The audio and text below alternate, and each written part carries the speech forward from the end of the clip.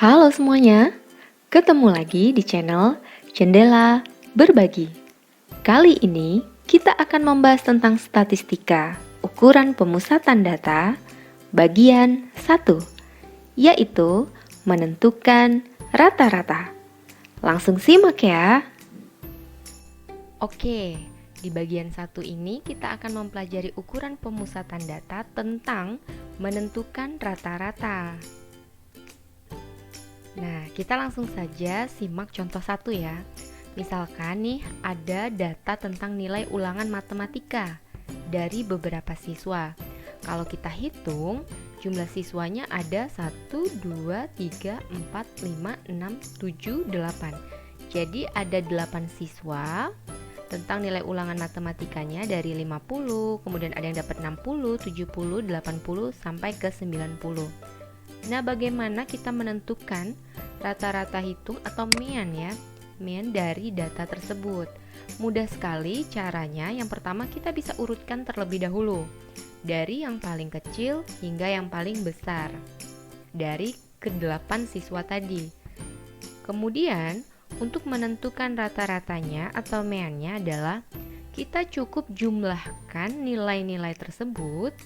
Jadi 50 ditambah 60 tambah 60 tambah 70, atau dari sini kita juga bisa kemudian dibagi 8 ya. Jadi dibagi 8 hasilnya adalah 560 dibagi 8 dan hasilnya adalah 70. Jadi 70 ini adalah nilai dari rata-rata. Nah, sebetulnya rata-rata itu adalah suatu nilai tunggal yang bisa dikatakan mewakili seluruh data pada masing-masing data ini ya, pada data-data ini. Jadi dia kecenderungannya suatu rata-rata ini atau ukuran pemusatan data, yang namanya pemusatan data berarti dia kecenderungannya berada di tengah gitu ya. Nah, pada data ini terlihat bahwa 70 itu memang posisinya setelah diurutkan berada di tengah gitu, kurang lebih seperti itu. Nah, sekarang kita akan melihat contoh 2. Ada percobaan mengundi sebuah dadu yang sisinya 6 sebanyak 50 kali. Jadi karena sisi dadu itu adalah 1, 2, 3, 4, 5, 6, ketika dadu sisi 1 munculnya 4 kali dari 50 kali pelemparan ya, percobaan gitu. Sisi mata dadu 2 muncul 5 kali, sisi mata dadu 3 muncul 10 kali, dan seterusnya sampai sisi mata dadu 6. Ternyata dari hasil percobaan sebanyak 50 kali itu ada 11 yang muncul ya. Kita akan coba menentukan rataannya, rataan hitungnya ya. Nah, seperti apa? Jadi begini, karena tadi XI, XI ini kita anggap saja sisi mata dadu tadi yang muncul begitu, karena jumlahnya banyak gitu ya. 50 kali itu kalau kita urutkan, satunya tadi ada 4 kali, berarti kalau datanya kita urutkan 1, 1, 1, 1 gitu ya. Kemudian 2-nya ada 5, 2, 2, 2, 2, 2. Nah, oleh karena itu agar kita lebih efektif, kita buat tabel. XI-nya adalah sisi mata dadunya, kemudian FI ini adalah frekuensi. Jadi tadi mata dadu sisi 1 muncul 4 kali, yang sisi mata dadu 2 ini ada 5 kali munculnya, yang ketiga ada 10 kali, dan seterusnya begitu ya.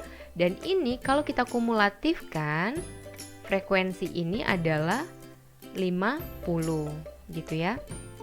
Kemudian dari hasil ini kita bisa kalikan kolom frekuensi dikali kolom XI ini. Jadi 4 ini diperoleh dari 4 kali 1, hasilnya 4. 10 ini dapatnya dari 5 kali 2, 10. 30 ini 10 dikali 3, hasilnya 30, dan seterusnya. Nanti hasilnya kita kumulatifkan. Kumulatifkan hasil di kolom ini yaitu 200. Nah, bagaimana menentukannya adalah gampang sekali. Jadi kumulatif dari FI dikali XI ini dibagi dengan kumulatif dari frekuensi ini. Jadi 200 dibagi 50, hasilnya adalah 4. Seperti itu ya. Kemudian contoh yang ketiga, misalnya ada berat badan. Berat badannya 100 orang dalam suatu kegiatan senam sehat. Data tersebut ada pada tabel ini. Nah, ini tabelnya dalam bentuk tabel distribusi frekuensi gitu ya. Jadi yang berat badannya berkisar dari 60 sampai 62 ada 5 orang. Kemudian berat badan antara 63 sampai 65 kg itu ada 18 orang dan seterusnya. Lalu kita diminta untuk menentukan rata-rata berat badan dari tabel tersebut gitu. Kita punya dua alternatif penyelesaian. Yang pertama, kita tuliskan dulu intervalnya. Jadi langkah mudah kita bikin dulu tabel gitu ya. Intervalnya tadi cukup kita salin ulang dari soalnya seperti itu. Kemudian XI. Nah, XI di sini adalah titik tengah ya. Jadi titik tengah ini diperoleh dari batas bawah ditambah batas atas dibagi 2. Nah, pada video sebelumnya sudah saya jelaskan bagaimana mencari titik tengah gitu ya. Jadi titik tengah ini adalah batas bawah. Yang mana yang batas bawahnya? Silahkan ditonton video sebelumnya ya, bagi yang belum. Jadi batas bawahnya pada interval yang pertama adalah 60, batas atasnya 62. Lalu kita bagi 2, maka titik tengahnya adalah 61, seperti itu. Begitu juga dengan interval yang kedua, bahwa batas bawahnya 63, batas atasnya adalah 65, sehingga titik tengahnya adalah 64. Sebetulnya dengan cara gampang kita bisa peroleh ya. Jadi 63 ditambah 65 lalu dibagi 2, hasilnya akan mendapatkan nilai titik tengah, yaitu 64. Kemudian kita tuliskan kolom sebelahnya, yaitu frekuensi dari yang ada di soal tadi ya. Dan kita kumulatifkan, hasilnya adalah 100. Jadi 5 tambah 18 tambah 42 tambah 27 tambah 8 adalah 100, sesuai dengan yang ada di soal tadi gitu ya. Kemudian di sini ada kolom, kita tambahkan frekuensi dikali XI ini. Jadi cukup dengan mengalikan kolom FI dikali kolom XI gitu ya. Jadi 5 dikali 61 hasilnya 305. Kita taruh di sini. 18 dikali 64 hasilnya adalah 1152 dan seterusnya sampai di interval terakhir. Maka hasilnya kita kumulatifkan, hasilnya adalah 6745. Nah, bagaimana menentukan nilai rata-ratanya? Seperti di contoh yang kedua tadi, bahwa hasilnya adalah kumulatif dari perkalian FI dikali XI tadi, yaitu 6745 dibagi 100. Maka rata-ratanya adalah 67,45.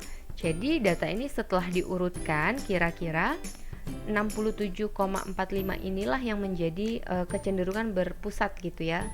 Berpusat. Jadi data ini bisa mewakili seluruh data yang ada gitu. Lalu bagaimana dengan alternatif yang kedua? Alternatif yang kedua ini kita bisa menggunakan rataan sementara.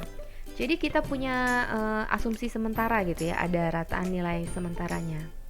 Kita tuliskan dulu intervalnya seperti yang ada di soal. Lalu kita tentukan titik tengahnya tadi ya, jangan lupa, yaitu dengan cara batas bawah ditambah batas atas dibagi 2. Hasilnya adalah 61 dan seterusnya. Kemudian FI ya, sama seperti soal. Kemudian kita kumulatifkan, hasilnya 100. Lalu kita tentukan dulu nih rataan sementara. Di sini saya tulisnya X bar S, sementara S-nya ya. Oke. Nah, saya pilih rataan sementaranya adalah 67. Jadi kita bisa pilih dari nilai XI ini, boleh pilih 61, boleh pilih 64, boleh pilih 67, boleh pilih 70, boleh pilih 73. Nah, di sini saya pilih saja ratan sementaranya adalah 67. Maka, untuk mencari nilai D ini adalah nilai XI-nya dikurangi 67. Jadi, untuk interval pertama 61 dikurang 67, hasilnya negatif 6. 64 dikurang 67, hasilnya negatif 3. 67 dikurang 67 hasilnya 0. 70 dikurang 67 hasilnya 3. Dan 73 dikurang 67 hasilnya 6. Seperti itu.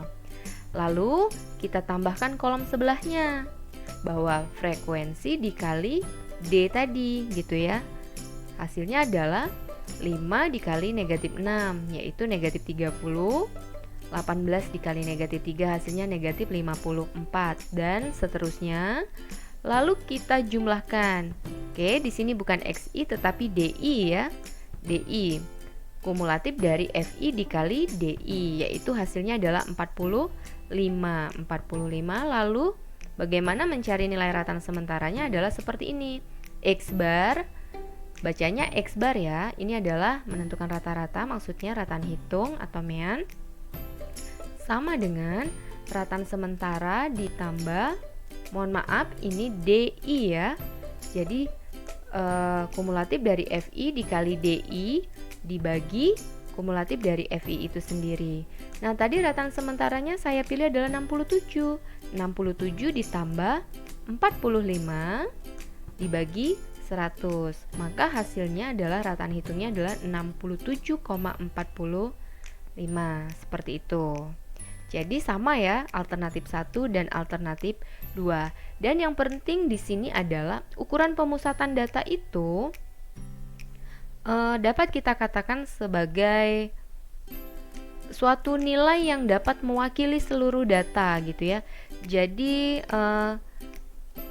rata-rata ini menunjukkan kecenderungan bahwa nilai tersebut berada di tengah-tengah dari nilai yang setelah diurutkan tadi gitu ya. Baik, seperti itu. Mudah-mudahan bisa dipahami ya. Nah, ini saya punya contoh lagi nih yang terakhir gitu ya. Misalnya, tentukan rata-rata tinggi pohon dari histogram. Kalau tadi sudah ada tabelnya, sekarang ada histogram yang menunjukkan data tersebut tentang tinggi suatu pohon gitu ya. Jadi kalau kita lihat di histogram ini dia menggunakan desimalnya ya, ada 4,5, 7,5 gitu. Dan sebetulnya ini menunjukkan adalah tepi bawah, tepi atas ya, ada tepi bawah, tepi atas. Jadi itu menunjukkan ciri-ciri ya. Nah, dari sini kita usahakan buat dulu dia dalam bentuk tabel gitu. Tabel distribusi frekuensinya. Berarti kalau tepi bawahnya 4,5, maka batas bawah interval itu adalah 5 gitu ya. Nah, seperti apa menentukan tepi bawah, batas bawah, tepi atas dan batas atas? Tonton video sebelumnya ya. Kemudian di sini ada tepi atasnya 7,5, berarti batas atasnya adalah 7. Begitu seterusnya. Berarti 7,5 ini kita mulai lagi, interval berikutnya adalah 8, kemudian sampai 10 gitu. Kemudian dari FI frekuensi kita lihat saja yang menunjukkan frekuensi di interval 5 sampai 7 adalah 2, lalu 4, 8, 5 dan 1. Kita tambahkan kolomnya di sini. Oke. Lalu kita kumulatifkan hasilnya adalah 20. Lalu kita tentukan XI ya. Nah, XI di sini adalah titik tengah dari interval ini. Berarti titik tengahnya adalah 5 tambah 7 bagi 2. Berarti 6 ya. 6, that's good. Nah, ini intervalnya berarti titik tengahnya 8 tambah 10 bagi 2. Berarti tengah-tengahnya 9 dan seterusnya. Lalu kita kalikan saja nilai di kolom FI sama XI ini. Hasilnya adalah 12. Dari mana 12? Yaitu 2 kali 6. 12, 4 dikali 9, 36 dan seterusnya. Lalu kita kumulatifkan. Hasilnya adalah 237. mencari rata-ratanya, kita bisa gunakan alternatif yang pertama saja. Kalau mau menggunakan alternatif yang kedua juga boleh kok.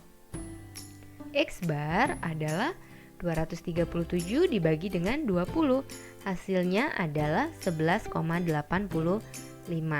Oke, sampai sini ngerti ya, mudah-mudahan bisa dipahami.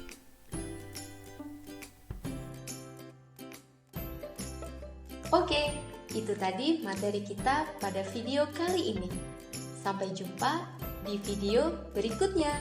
Bye!